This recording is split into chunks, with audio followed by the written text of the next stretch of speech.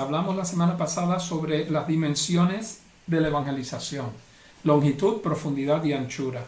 Dijimos que la evangelización, la obra evangelística, tiene una dimensión geográfica, tiene una dimensión socioétnica, obviamente geográfica refiriéndose a las regiones del mundo, la socioétnica a los grupos étnicos, pueblos, naciones y lenguas, y también tiene una dimensión, tiene una dimensión de esferas de vida, ¿no? Y ahí es donde la mayoría de nosotros, si no has sido llamado a ser misionero transcultural, entonces Dios sí te ha llamado a ser un misionero en tu esfera de vida, allí donde desarrollas tu vida. Tenemos aquí esferas tan comunes para todos como la familia. Somos llamados a ser testigos de Jesucristo en la familia, en la iglesia, obviamente, como iglesia, en la educación, los negocios, el gobierno, las artes y todas las áreas del quehacer humano donde nos movemos. No todos estamos en todas estas áreas, pero sí todos estamos en alguna de estas áreas. Normalmente más de una. Así que con eso en mente seguimos adelante, entendiendo que nosotros también somos parte de este esfuerzo de evangelización. Dijimos también la semana pasada que la iglesia tiene 4 marcas: la evangelización, el discipulado y para el servicio, la comunión de los hermanos y la vida en comunidad, la liturgia, que es el culto, la experiencia cúltica de la iglesia. Pero la más importante de todas es la evangelización, y las últimas 3 están al servicio de la primera. También mencionamos la semana pasada, y esto lo digo a manera de repaso rápido, hablamos del proceso de evangelismo como un proceso agrícola, y utilizamos como base bíblica la parábola del sembrador, ¿no? Y vemos que hay un proceso de cultivar el terreno siendo el corazón de las personas, el corazón y la mente. El cultivar es desarrollar puentes de amistad, buscar terreno común con la gente que nos rodea para nosotros poder ganarnos su confianza y también poder compartirles el evangelio en su momento. Pero esto requiere presencia, requiere que cada uno de nosotros esté presente en la vida de los que están a nuestro alrededor, de las personas con las que tenemos mayormente contacto de día a día, semana a semana. Son nuestros familiares, amigos, compañeros de trabajo, personas, inclusive algunos desconocidos. Tenemos la responsabilidad de ser testigos, no solo aquellos que conocemos o que nos caen bien, somos también llamados a ser testigos aquellos que no conocemos. Después del cultivo viene la siembra, que es el enfoque, es la semilla siendo la palabra de Dios, y está basado en la proclamación del evangelio. Hay que dar la palabra de Dios. Eso es lo que transforma el corazón del hombre. También tenemos aquí la tercera fase, que es la cosecha, enfocado en la persuasión. Una vez que hemos ganado la confianza, hemos sembrado la semilla y hemos explicado los elementos básicos del evangelio y las implicaciones del evangelio, entonces ayudamos a las personas a tomar una decisión sobre aquello que le hemos compartido. Así que espero que tengan bastante claro este proceso, porque yo creo que todos lo entendemos y se nos hace fácil utilizarlo como un medio de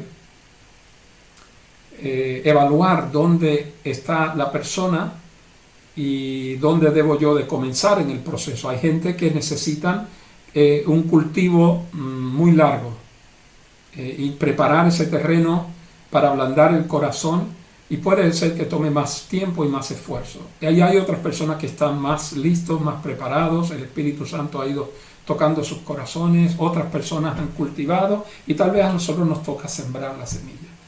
Y también nos puede pasar que hay personas que han sido cultivadas, han escuchado la palabra, están listos para tomar una decisión por Jesucristo, y a nosotros solo nos toca cosechar, recoger la cosecha, ¿no? Invitarlos a hacer una decisión por Cristo, a tomar una decisión por Cristo y dar el paso de fe. Vamos a hablar más adelante de estos 3 pasos de manera detallada. En la semana pasada hablamos específicamente de lo que significaba cultivar. Pongo esta pantalla aquí solo para repasar. En el proceso de cultivo, preparar el terreno tiene que ver con la presencia de las personas en la vida de otros, ¿no? ¿Y cómo lo hacemos? Pues buscando terreno común. Hablamos de la necesidad de buscar áreas de interés de la otra persona a la que queremos evangelizar, áreas en las cuales nosotros nos podremos implicar con ellos para ganar su confianza, para mostrarles verdadero amor, no para que sean el objeto de nuestra evangelización. Segundo, la segunda fase es sembrar, es la semilla de la palabra de Dios, la proclamación de la verdad. El enfoque es la buena comunicación y el cómo sembrar. Yo creo que nos quedamos aquí la semana pasada y yo quisiera pasar un tiempito hablando sobre el tema de la comunicación. Voy a dejar esta imagen ahora en pequeño aquí al lado. La comunicación es esencial porque sin buena comunicación puede ser que el receptor reciba el mensaje equivocado, y a veces eso pasa, eso sucede en evangelismo, y necesitamos hacernos responsables de la buena comunicación. La responsabilidad de la buena comunicación recae en el comunicador, no en el que recibe la comunicación. Entonces necesitamos prepararnos para ser buenos comunicadores, y que lo que nosotros hablemos, las personas lo puedan recibir, descifrarlo, decodificarlo y hacerlo suyo. Le explico de manera sencilla y rápida el proceso de comunicación. Hay un mensaje que comunica el comunicador, y normalmente el comunicador va a escoger un canal de comunicación. Puede ser el auditivo, el habla, por ejemplo, para que otro nos escuche, puede ser escrito, puede ser audiovisual. De alguna manera estamos siempre comunicando, muchos medios y muchas formas de comunicación, pero el comunicador escoge el medio que quiere utilizar para comunicar. Hay gente que comunica a través de los libros, los tratados, la música. Obviamente nuestra comunicación verbal diaria, nuestra conversación, eso comunica algo. Y todo lo que nosotros comunicamos tiene un efecto, sea positivo o negativo. Entonces el comunicador escoge el mensaje que va a comunicar, escoge también el canal que va a utilizar para comunicar. En este caso vamos a pensar que es el habla, y quiere comunicar el mensaje del Evangelio, y tiene que codificar ese mensaje. Por ejemplo, en España hay aspectos culturales que son importantes para la comunicación del Evangelio. La historia de España es importante para la comunicación del Evangelio. La música, la cultura puede ser muy relevante para comunicar la verdad del Evangelio. Entonces yo necesito entender, si estoy hablando en España, códigos que son relevantes a España. Si utilizo los de Puerto Rico, Estados Unidos, los de China, tal vez el receptor no me entienda, porque estoy usando códigos que esa persona no entiende y no puede descifrar.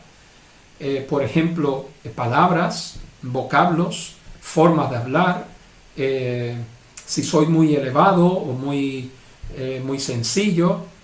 Tengo que saber que el mensaje que voy a comunicar, lo voy a comunicar a través de un canal, y lo voy a comunicar también con un código específico. No es lo mismo hablarle a personas de una ciudad que personas de un pueblo. No es lo mismo hablarle a personas con algún grado académico o personas que, como la mayoría de nosotros, somos de la calle. Entonces necesitamos ser sabios en este sentido para poder comunicar efectivamente. ¿Y qué sucede? El comunicador envía ese mensaje a través del canal escogido, con el código escogido, y el receptor ahora recibe ese mensaje, tiene que decodificarlo y entenderlo, descifrarlo para sí mismo, y cuando hace eso debe de ofrecer luego una retroalimentación y va a decir, ah, sí, lo he entendido.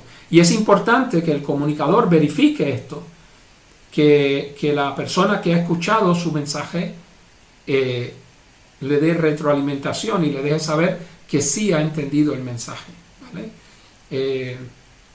Importante, porque la palabra de Dios, a veces yo pregunto esto y algunas personas se incomodan, pero yo digo que la palabra de Dios puede ser invalidada. Dice la palabra de Dios que no tornará atrás vacía, sino que hará todo aquello por lo cual fue enviada. Y entonces, si yo les hablo ahora mismo en italiano, pues la mayoría o casi ninguno me va a entender. ¿Tornará atrás la palabra de Dios vacía? Si yo le recito Juan 3:16, por ejemplo, si lo digo en inglés, for God so loved the world that he gave his one and only son, that whoever believes in him shall not perish, but have everlasting life. Pues yo lo he dicho en inglés, mire. ¿Y cuántos me han entendido? Pues tal vez algunos me entendieron algo, algunos me entendieron todo, y la mayoría no entendió ni papa. Porque utilicé el código equivocado. ¿Y qué he hecho? He anulado la palabra de Dios en cuanto a la comunicación. La palabra de Dios sigue siendo poderosa, pero yo necesito comunicarla en el idioma correcto, en el código correcto, con los elementos culturales correctos. Obviamente sabemos que la palabra de Dios es poderosa, es viva y eficaz, más cortante que toda espada de dos filos. No una, toda espada de dos filos. Entonces, ciertamente la palabra de Dios hará todo, cumplirá todo aquello para lo que ha sido enviada. Pero nosotros necesitamos ser sabios, necesitamos comunicar la palabra con sabiduría, entendiendo este proceso, ¿vale? Muy sencillo. Usted envía un mensaje por un canal, lo va a codificar, poniéndole códigos culturales, sociales, lo que usted quiera, y también va a asegurarse que esa persona ha recibido el mensaje y le da una retroalimentación. El receptor recibe el mensaje del comunicador y interpreta ese mensaje y debe de poder dar una retroalimentación, una prueba de que ha entendido el mensaje. Muy bien. Vale, pues continuamos con el tema de la siembra. Déjeme ir un poquito para atrás, se me ha ido. No estamos en la siembra, muy bien. Hablamos ya de la comunicación y utilizamos en la siembra, podemos utilizar nuestro testimonio personal. En una semana o dos vamos a estar hablando sobre el testimonio personal, cómo prepararlo y cómo presentarlo de una manera eficaz para que las personas también puedan ver que nosotros somos seres humanos y no extraterrestres, que nosotros también hemos tenido necesidades y tenemos necesidades y padecemos, pero lo único es que ponemos nuestra confianza en otra persona, en otra cosa que no es nuestras propias fuerzas, nuestras propias capacidades. Muy bien, pues la tercera parte es cosechar. Voy a poner la imagen aquí y vamos a hablar un poco de cosechar. ¿Cómo cosechar? La cosecha es Cristo formado en otros. No estamos hablando solo de números, hermano. A veces enfocamos mucho en números y cuántas personas me he ganado para Cristo, pero puede ser que las personas, la mitad de las personas o casi todas que nos ganemos para Cristo, verdaderamente no conocen a Cristo, no conocen las verdades del Evangelio, tal vez lo han conocido a medias, tal vez lo hicieron por emoción. Entonces es importante enfocarnos y orar y pedir al Espíritu Santo que nos ayude a presentar a Cristo de tal manera que Cristo pueda ser formado en la vida de otros. ¿Vale? Entonces lo que queremos es recoger esta cosecha, pero queremos recoger un buen fruto. Queremos recoger no solo números, a veces nos impresionan los números, pero el Señor está buscando no solo números, Él está buscando calidad. Que verdaderamente haya una conversión y una transformación en la vida de esa persona. Ciertamente eso es un proceso de vida, pero tiene que comenzar en algún momento. ¿Vale? Entonces la cosecha enfoca en la persuasión, como dije antes, la buena comunicación nos va a llevar a persuadir a la gente, a convencerlo, porque fíjense lo que le estamos pidiendo que abandonen, de nuevamente les digo, que abandonen toda su estructura de creencia para asumir una nueva y creer en un Dios en el que no conocen. Pero esa es la maravilla del Evangelio y ese es el poder del Espíritu Santo y el poder de la palabra de Dios que transforma el corazón de la gente. Entonces lo hacemos pidiendo un veredicto, ayudando a la gente. Un veredicto es una decisión, ayudando a la gente a tomar una decisión por Cristo. Y muchas veces esta es la parte que más difícil se nos hace. Se nos hace difícil porque pensamos que si nos rechazan, pues nos rechazan a nosotros. Y no es así. Si alguien rechaza lo que nosotros le compartimos, que es a Cristo, pues entonces rechazan a Cristo, rechazan el Evangelio de Jesucristo, no nos rechazan a nosotros. Entonces no tenemos que tener temor al rechazo, simplemente presentar el Evangelio. Hacemos la parte humana y Dios hace la parte divina, ¿vale? Pero es importante ayudar a la gente a llegar a tomar una decisión por Jesucristo. ¿Qué deben hacer, saber y qué deben hacer para ser salvos? ¿No? Ya lo compartí antes, Juan 3:16, 2 cosas que la gente debe saber y 2 cosas que deben hacer para ser salvos. La primera cosa que necesitan saber es que Dios está enamorado de ellos y que porque está enamorado de ellos, la segunda cosa que deben saber es que dio a su único Hijo, Jesucristo. 2 cosas que deben saber: Dios está enamorado de mí y porque está enamorado de mí ha entregado a su Hijo Jesucristo por mí. Entregó a Cristo en la cruz del Calvario. Cristo entregó su vida por amor a cada uno de nosotros. Y las 2 cosas que deben hacer es creer y recibir. Creer para que todo aquel que en Él crea no se pierda, mas tenga vida eterna. Si tienes vida eterna después de creer, porque te es dada. La Biblia dice que por la gracia de Dios y la fe en Cristo somos salvos. Y esto no de nosotros mismos, sino que es dádiva de Dios. Entonces necesitamos explicar a la gente cuáles son las implicaciones de su decisión y utilizar las herramientas disponibles a nosotros, ¿no? Y por ejemplo, puede ser una invitación a la iglesia, puede ser una cena, puede ser un evento evangelístico, puede ser una reunión de oración, puede ser en privado, puede ser en una comida familiar. Usted puede orar al Espíritu Santo y pedirle que le dé sabiduría y le dé una estrategia para saber en el momento preciso para recoger la cosecha, para invitar a la persona a tomar una decisión por Cristo. Muy bien. Entonces, luego de que la persona se convierte, hay que darle un seguimiento y hacer un discipulado. Los pastores no paren ovejas, las ovejas paren ovejas. Y a veces pensamos que el pastor y el líder y los hermanos encargados tienen que darle seguimiento a la gente y hacer el discipulado. Mire, yo no veo eso en la Biblia y no es la práctica ortodoxa de la iglesia.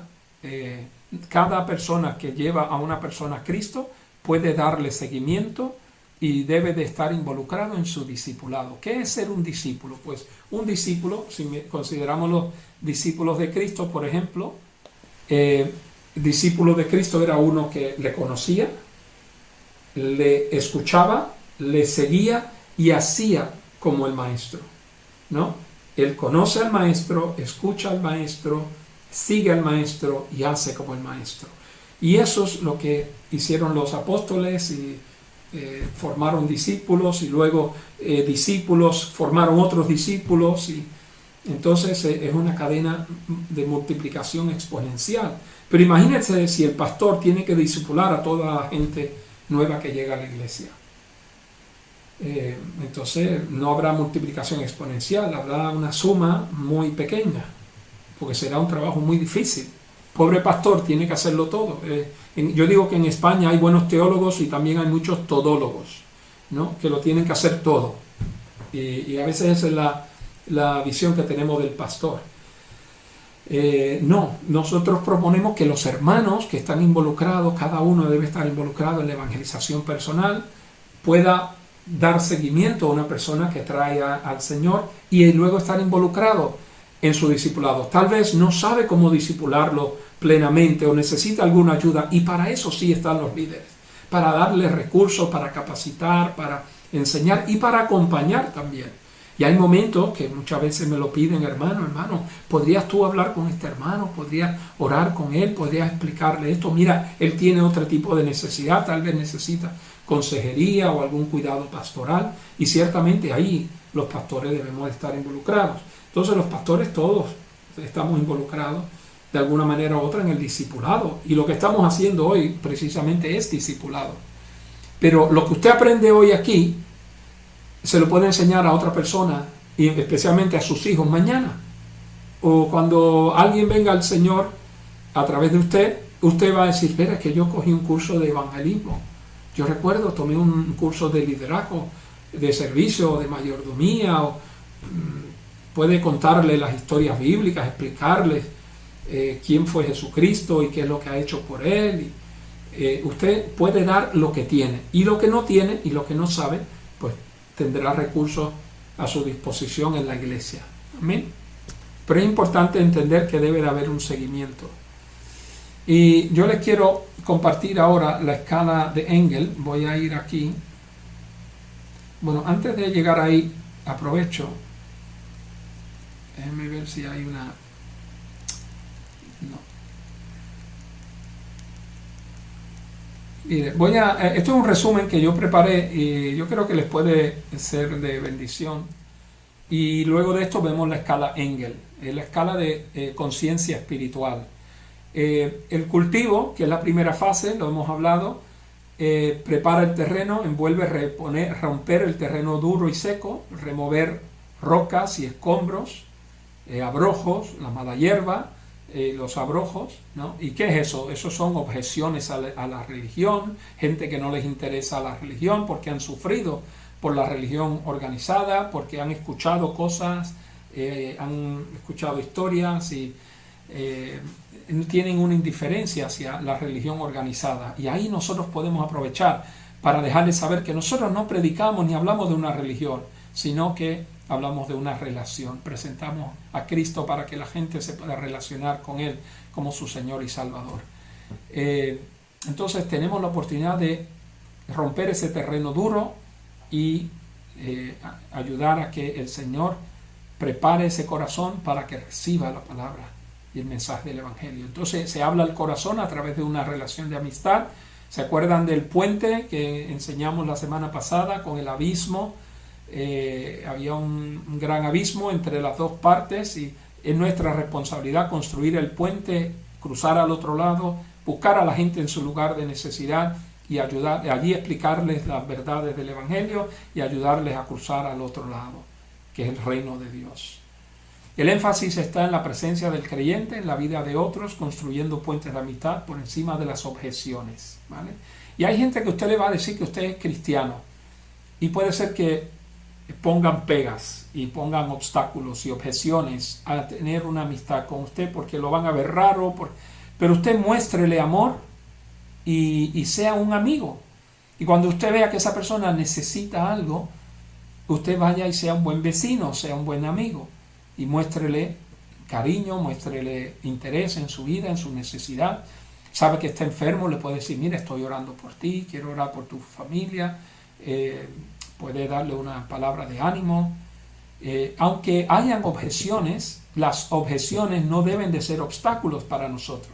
Al contrario, deben de retarnos para nosotros orar más intensamente para que Dios quite esos obstáculos. Y entonces el proceso es la oración, obviamente primero, las buenas obras, lo que acabo de decir, y servir a la gente no esperando nada a cambio, no esperando ni que la persona responda a nuestro servicio, a nuestras buenas obras o inclusive cualquier cosa que le podamos decir, porque tal vez a nosotros solo nos toca cultivar en esa relación. Vendrá otro detrás y sea tal vez el que siembre, y otro vendrá detrás de él y tal vez sea el que coseche, ¿vale? Entonces esa es la fase de cultivo, un pequeño resumen. Bueno, aquí nos falta así el trabajo social, la aceptación y la comprensión. Eso es bastante básico. Luego la fase de siembra es regar la semilla, que es la palabra de Dios. El propósito es hablar a la mente con revelación. El enfoque es la buena comunicación, nuevamente lo hemos dicho. Proclamamos la verdad, no mi verdad, sino la verdad del Evangelio. Queremos darle a la gente la palabra de Dios. No le estamos pidiendo dinero, no le estamos pidiendo otra cosa, sino que presten atención a lo que tenemos que decir. Y queremos hacerle el Evangelio comprensible, no lo compliquemos. A veces tenemos la costumbre de complicarle las cosas a la gente porque le presentamos un Evangelio que es muy complejo. Déjeme decirle que la profundidad y la grandeza del Evangelio de Jesucristo se encuentra en lo sencillo que es. Es un mensaje muy sencillo. Yo sé que para mucha gente es muy difícil aceptarlo. Aceptar que un Dios nos pueda dar salvación, perdón de pecado, salvación, vida eterna, una vida maravillosa como la que vivimos aquí en la tierra y la que nos espera en la eternidad, por nada. Y la gente no entiende eso. Pero precisamente eso es lo que hace el Espíritu Santo, le hace a la gente entender que este amor, esta expresión de amor es completamente gratuita. Muy bien, el proceso, ¿cómo lo hacemos? Pues sembramos la semilla de muchas maneras. Dijimos libros, grabaciones, música, eventos evangelísticos, reuniones en casa, estudios bíblicos, cenas, desayunos, películas, testimonio personal. Sabemos que muchas veces utilizamos, no sé, en el pasado, sé que aquí en España se utilizó mucho la película Jesús, la podemos y debemos de seguir usándola, compartiendo música cristiana con gente, invitándolos a estudios bíblicos. Hay gente que le gusta la Biblia, le gustan las historias bíblicas, entonces podemos utilizar todos estos medios para sembrar la palabra, sembrar el mensaje en el corazón y la mente de la gente. Y la tercera fase, de nuevo, la cosecha. Recogiendo la cosecha implica la vida de Cristo reproducida en el corazón de otros. Habla la voluntad para dar una respuesta. El enfoque es la conversión.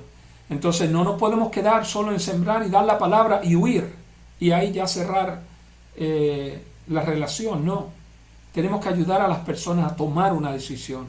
Por ejemplo, yo le diría, bueno, y esta información que yo te he compartido sobre Jesucristo, ¿qué tú quisieras hacer con ella?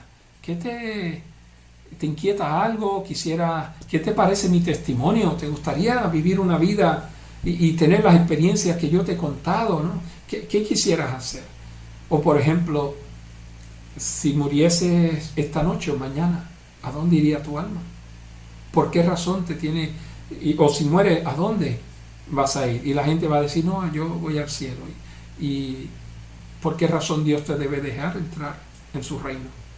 Entonces son preguntas que podemos hacer que a veces pueden ser incómodas, ciertamente, pero son muy necesarias. No podemos obviar este paso. Y a veces, tristemente, es lo más que hacemos. Es obviar este paso y no ayudamos a la gente a tomar una decisión. El énfasis en la persuasión Énfasis es en la persuasión, animar a una decisión de fe. Y el proceso, pues eventos evangelísticos, charlas personales, Proyecto Felipe, que ya lo explicaré más adelante, o son proyectos de estudio bíblico para que la gente vaya conociendo lo básico del Evangelio, y en el mismo proceso, pues el mismo proceso permite que la gente al final pueda tomar una decisión, explicándole las 4 leyes espirituales de Ágape, por ejemplo, grupos de hogar, evangelismo explosivo, literatura, conciertos, cena, muchas maneras de poder recoger la cosecha. Usted solamente piense en cómo usted le fue presentado el Evangelio y cómo usted tomó una decisión por Cristo. Y fue efectivo, ¿no? Porque aquí estamos. Alguien nos habló, yo por ejemplo, fue una reunión de oración. Y allí el Señor tocó mi corazón, sanó mi cuerpo, sanó mi corazón, hizo un milagro curativo y también sanó el cáncer de mi corazón, que era la rebelión o la incredulidad. Pero eso fue una reunión de oración, me invitó mi madre y yo fui, y no, esa noche yo la quería acompañar a ella, pues porque ella me lo pidió, pero Dios tenía otro plan. Yo no tenía eso en mis planes, no tenía eso en mente.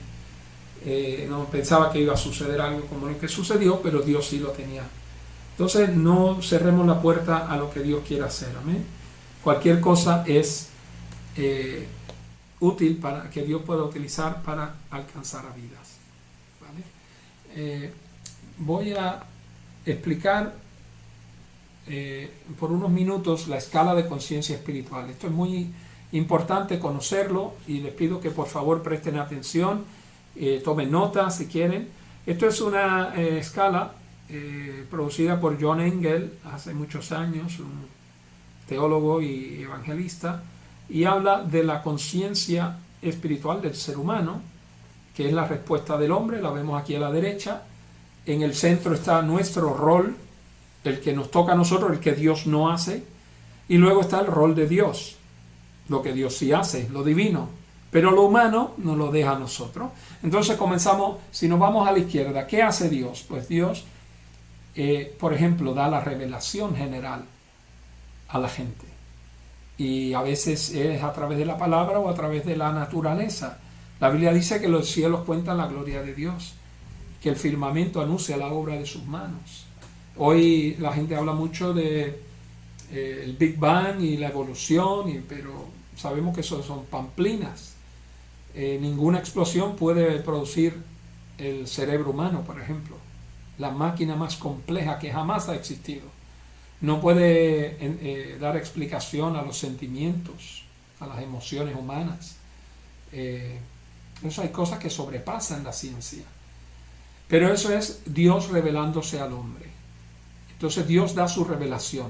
En este caso estamos hablando del trabajo de Dios a través de la iglesia, a través de sus hijos, nosotros los cristianos.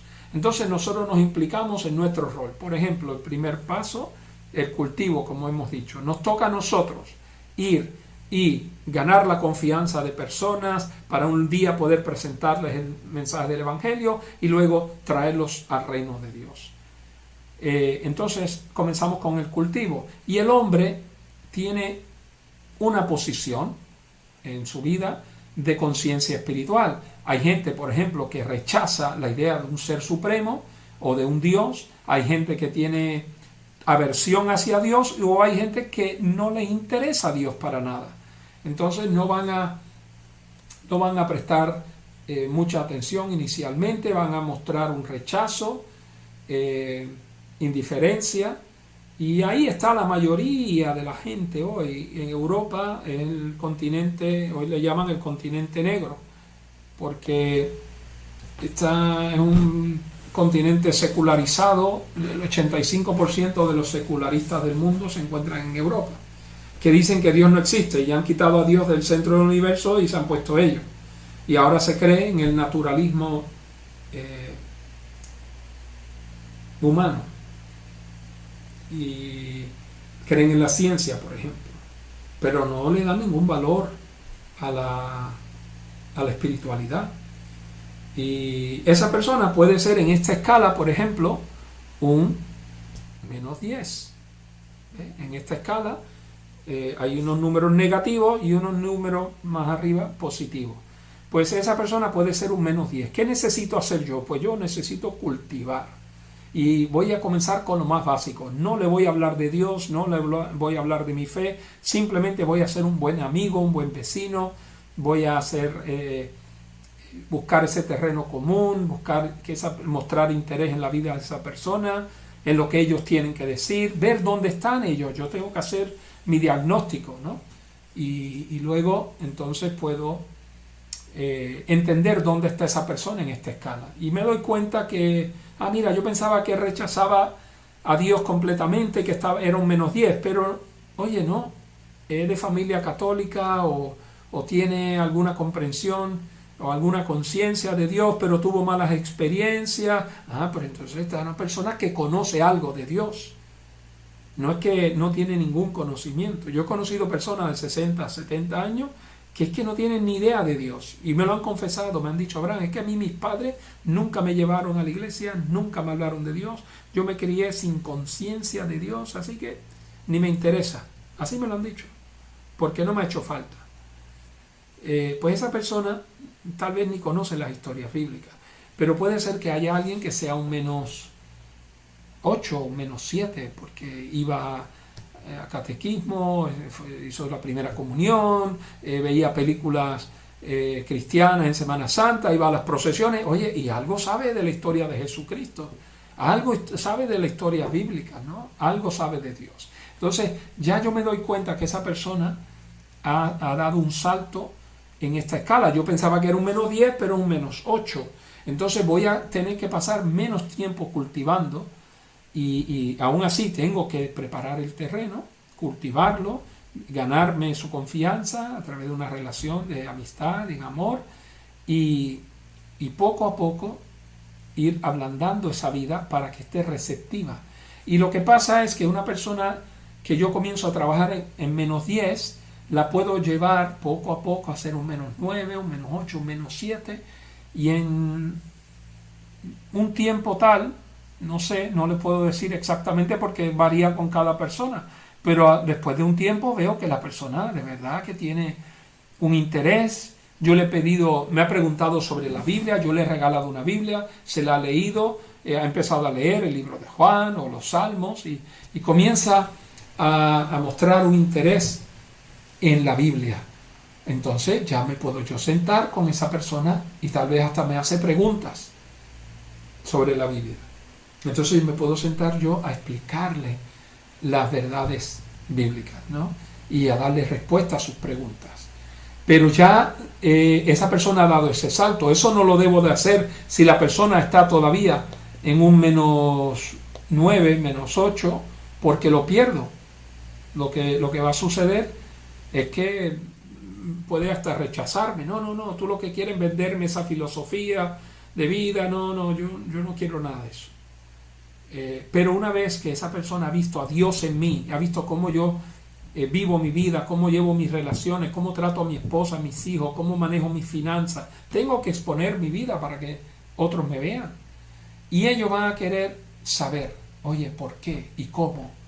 Entonces ahí me toca a mí, en ese proceso de cultivar, explicarle, mira, es que yo he puesto mi fe, por ejemplo, en Jesucristo. Yo he puesto mi fe en la palabra de Dios. Yo vivo mi vida conforme a la palabra de Dios, a la Biblia. Entonces tú le vas dando respuestas. No es que tienes que ser un santurrón, ni tienes que vivir una vida perfecta, pero simplemente dar testimonio de quién es Dios en tu vida. Y una vez que la persona va subiendo en esa escala de conciencia espiritual, entonces yo le ayudo a seguir creciendo y me puedo mover a la segunda fase, por ejemplo, la siembra. Y ya la persona está interesada en un estudio bíblico o me hace preguntas. Y yo he tenido personas musulmanas hace el año pasado y me decía, oye, pero la Biblia dice esto y ustedes que no coman cerdo y ustedes los cristianos comen cerdo, ¿no? ¿Y dónde está esto en la Biblia? Y me hace preguntas de la Biblia, pues esa misma persona me está autorizando a mí a compartirles algo de la Biblia. Y entonces me demuestra a mí que esa persona tiene un conocimiento. y además tienen un interés. Tal vez lo hacen porque quieren discutir, pero no me importa, yo le doy la palabra del Señor. Si la persona ha subido de un -10, un -9, -8 a un -5, por ejemplo, un -6, pues ya yo veo que la persona tiene conocimientos de las cosas fundamentales del Evangelio. Pues ya yo empiezo a darle un poquito más de comida, de la palabra de Dios, para que vayan comiendo, y voy sembrando la palabra de Dios poco a poco, poco a poco. No hay que atosigar a la persona, no hay que hacerles memorizar versículos o capítulos enteros de la Biblia, no. Poco a poco, oye, mira, ¿por qué no te lees esto? Y lo comentamos, 1 o 2 versículos, y te quiero explicar lo que esto significa. Y por ahí seguimos, ¿no? ¿Y qué sucede? Que la palabra de Dios hace su efecto en el corazón de las personas. La persona puede ir creciendo, por ejemplo, en -4, desarrollar una actitud positiva hacia el Evangelio,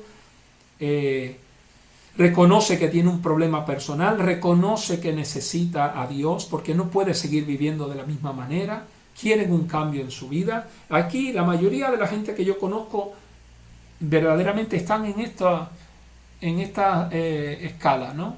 Del 4 en estos números, del 5 al 3 más o menos. Sí, yo sé que tengo un problema, pero no sé cómo resolverlo. Entonces, la persona, el reconocer que necesita cambiar su vida de forma de vida, necesita cambiar sus prioridades, pues ya nos está diciendo que me reconoce el problema y quiere cambiar. Entonces nosotros le podemos presentar lo que dice, le podemos compartir lo que dice la palabra del Señor. De manera que si alguno está en Cristo, nueva criatura es. Las cosas viejas pasaron y aquí todas son hechas nuevas. Entonces yo puedo ayudar a la persona según yo veo el Espíritu Santo obrando en su vida, subiendo en esa escala de conciencia espiritual. Es el Espíritu Santo, Dios haciendo su obra y yo voy haciendo la mía. Ya de cosecha, de cultivo, paso a la siembra y le doy la palabra de Dios. Y veo que esa persona está lista tal vez para tomar una decisión por Cristo. Entonces ya puedo comenzar a pensar en cómo voy a cosechar esa vida, cómo lo voy a invitar, qué preguntas le voy a hacer para que acepte a Cristo. Y aquí es importante depender totalmente del Espíritu Santo, no solo de lo que yo sé o lo que ven mis ojos. Pedirle al Espíritu Santo que nos revele lo que está en el corazón de esta persona, dónde está esta persona verdaderamente. Y puede ser que el Espíritu Santo nos muestra que esa persona está lista para tomar una decisión y se siente arrepentida y está mostrando fe en Cristo, ¿no? Y vemos que el Espíritu Santo ya lo está trayendo al borde de convertirse, al punto de convertirse en una nueva criatura por una decisión en Cristo, por Cristo. Entonces ahí es donde la persona se convierte en una nueva criatura. Y después viene lo que dijimos antes, el seguimiento y el discipulado. Incorporación al cuerpo de Cristo, el +1, +2, ¿no? Se incorpora la persona a la iglesia, al cuerpo de Cristo, y entonces vamos a comenzar una evaluación después de esa decisión. Bueno, ¿cuánto verdaderamente entendió esta persona? ¿Le entregó su vida a Cristo como Señor y Salvador de su vida? ¿O es solo, piensa que solo es Salvador, o mi amigo, mi compañero? Entonces ahí es donde hacemos esa evaluación para ver cómo vamos a ayudar a esa persona a afianzar su fe y crecer en esta decisión que ha tomado. Esta es la escala Engel, la escala de conciencia espiritual, que es importante tenerla. Está en las notas del manual, y si alguno la quiere, me la pide y se la enviamos, nos envía un WhatsApp o un email y se la vamos a enviar. Pero es importante que la entendamos porque nos ayuda a identificar dónde está la gente a nuestro alrededor y cómo podemos comenzar a trabajar con ellos, si empezamos en el cultivo, en la siembra, o si tenemos que o podemos empezar a pensar en la cosecha, ¿no? El Espíritu Santo nos va a mostrar dónde está esta persona. No tenemos que decidirlo nosotros por nosotros mismos. El Espíritu Santo, ¿ves? Dios haciendo su rol, dijimos que Él hace la revelación general, y esto es todo simultáneo, ¿no? Dios, mientras yo estoy cultivando y sembrando, Dios está trayendo convicción al corazón de la persona. ¿Y por qué la persona está saltando en esta escala y subiendo, está progresando en su conocimiento? Porque el Espíritu Santo está haciendo su trabajo, está trayendo convicción, entendimiento y convicción al corazón de la persona. Y ya cuando llega a un -3, -2, hay un proceso de regeneración, donde la persona se da cuenta que necesita a Dios en su vida, necesita tomar una decisión, cambiar el rumbo de su vida, y sabe que solo Dios lo puede hacer, porque ya lo ha tratado todo. Y una vez que la persona se convierte en una nueva criatura en Cristo, entonces comienza un proceso de santificación. Eso lo hace el Espíritu Santo de Dios a través de la palabra. Por eso es importante siempre estudiar la palabra y crecer en el conocimiento de la palabra, porque la palabra de Dios nos santifica. Jesucristo oraba al Padre y decía: Padre, santifícalos en tu verdad, tu palabra es verdad.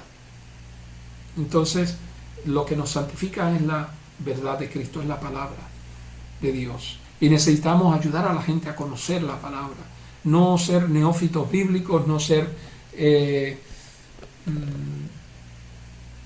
ignorantes de lo que Dios quiere que nosotros sepamos como su pueblo. Y el Señor nos ha dado todo lo que nosotros necesitamos para conocerle a Él. Bueno, espero que esto les haya servido para entender un poquito mejor el proceso de evangelización. Voy a poner estas preguntas aquí y las vamos a discutir, nos quedan unos minutitos. Vamos a hablar en las fases que hemos dicho del proceso de evangelismo, este proceso agrícola, de cultivo, siembra y cosecha. ¿En qué fase debemos pasar más tiempo? ¿No? Vamos a mirar aquí. El patrón que vemos hoy en evangelismo es que pasamos poco tiempo y esfuerzo cultivando, más tiempo cosechando, sembrando, y mucho más tiempo cosechando. Si pasamos menos tiempo cultivando, vamos a tardar más cosechando. Eso es el patrón que vemos hoy. El terreno no está preparado correctamente o debidamente, entonces se requiere más trabajo. Si tengo que pasar, si paso poco tiempo en el cultivo, voy a pasar más tiempo y pasar más trabajo en la cosecha.